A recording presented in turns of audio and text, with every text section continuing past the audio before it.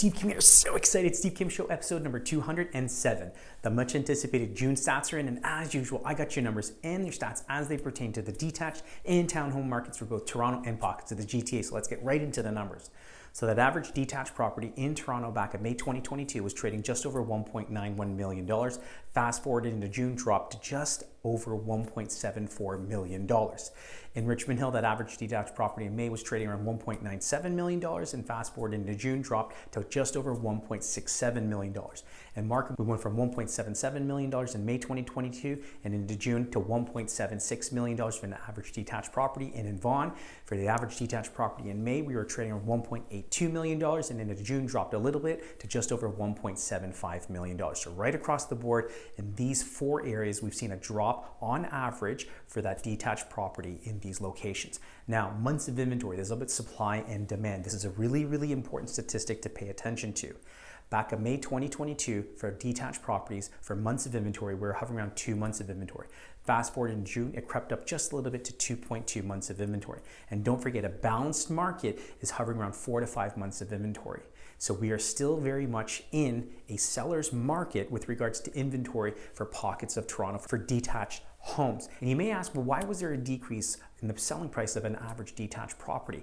Really, it's heavily fueled right now due to buyer speculation. So buyers are waiting on the fence. They're waiting for the market to do what the market's doing. Some sellers are in a position where they have to sell. And so what they want to get in terms of a price point may not realistically be what they end up getting, just because they're on a timeline as well, and they're willing to sell their home for a little bit below their expectations, which is typically why we see this drop in sales price for average detached properties in Toronto. Again, the caveat is it's not one sweeping generalizations. There are still pockets in Toronto who are still commanding very high price points for detached style properties.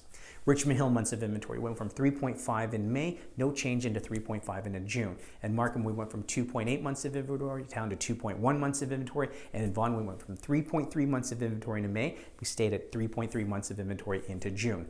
Now for the townhome markets, what happened? That average townhome property in Toronto back in May 2022 was trading at $1.24 million. Fast forward in June, it went up to just over $1.28 million.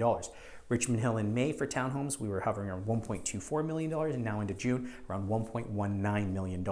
Markham, we went from 1.27 for townhomes in May down to 1.18 million into June, and Vaughan, we went from $1.2 million for townhomes down to 1.13 in June 2022. And months of inventory, again, this is important to pay attention to, checks and balances. We went from 1.5 months of inventory for that average townhome in Toronto in May up to 2.1 into June. Richmond Hill, we went from 2.2 to 2.7. In Markham, we went from 2.2 to 1.9. And then in Vaughan, we went from 1.7 up to 2.2 months of inventory. Now, year-over-year price changes. This is really, really important to pay attention to.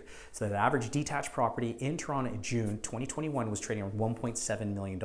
Like I shared with you now, is now trading around $1.74 million, which is around a 2.4% increase year-over-year for that average detached property in Toronto. In York Region, what happened? That average detached property back in June 2021 in York Region was trading at $1.54 million. Fast forward into June 2022 is now trading around $1.61 million, which is an increase year over year around 4.5%.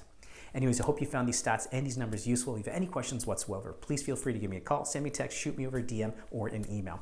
As always, be kind to one. Take care.